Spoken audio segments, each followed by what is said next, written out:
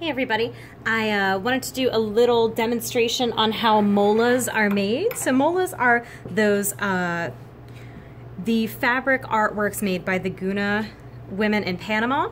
So you take multiple layers of fabric and you do something called a reverse applique. Applique is where you tuck edges under of a piece of fabric, like a circle, and you sew around it to stick it to the artwork on top. Now with this, what we're going to do is we are going to sew all of them together, cut one layer away, sew it together again, cut it away, cut it away, cut it away, cut it away. So what I'm going to do is I have my sewing machine right here, and I'm just going to do sort of like a simple shape. Maybe I'll do a heart, 'cause I picked all these heart-shaped fabrics. So I'm lowering my presser foot down, and I'm going to be sewing these together for the first largest shape.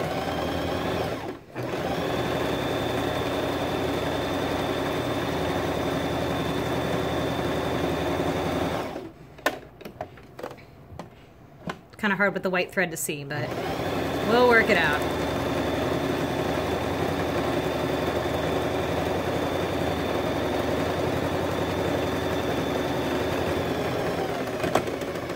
All right, so I finished my shape. I'm gonna cut my thread. And what I'm gonna do next is I'm going to cut close to the outline here. Now I kind of goofed up on some parts, but that's okay.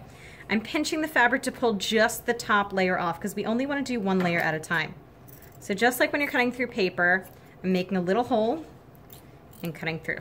All right. Now, traditionally with molas, what they'll do is they will then, after doing the cutting, do some beautiful stitch work, and the value of the mola is often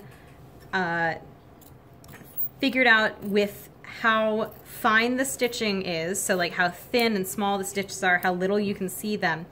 And they wrap the work under so you get a nice smooth edge and the cloth won't fray or tear apart. Now this one absolutely will, because I'm not really taking any precautions here because it's just for a sample. But you can see that I sewed it down, so I got all the fabric together and I cut it away. So I have a different picture here.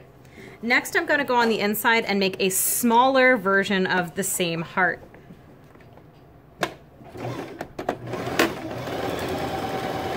Trying to use my presser foot to gauge the size to make it kind of consistent, but we'll see how well that goes.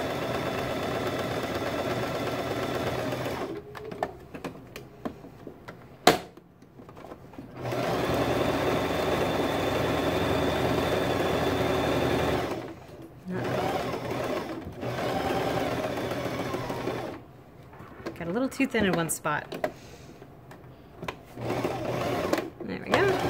All right, so second wave is done.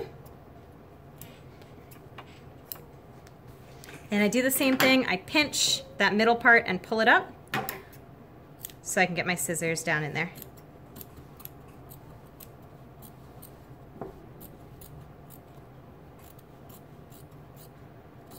Now they won't traditionally use pattern cloth like this, but we have so many pattern pieces that people have donated that I figured it was a great time to use them up and to get a little bit of fun stuff going on with this. There we go. See?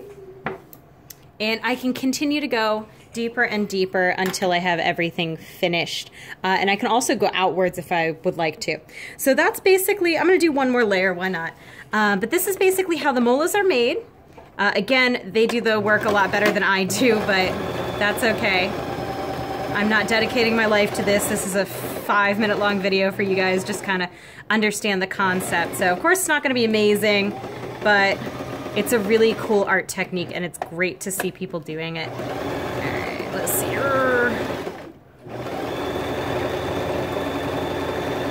I'll see if I can include some resources so you can do some research on your own if you would like to in the video description. So you can look into, oh, butts, I cut the wrong spot. Oh well.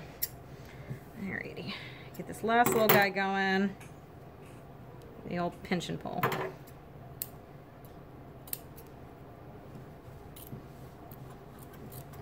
I tried to alternate colors so they really pop in between layers.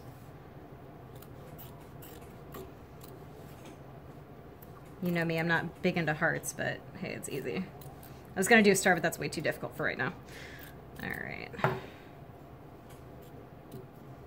And there you go. we have our Mola inspired design. I could have done a little bit better over there, but you get the idea. The design gets smaller and smaller and smaller and is done with multiple layers of fabric put together. Enjoy!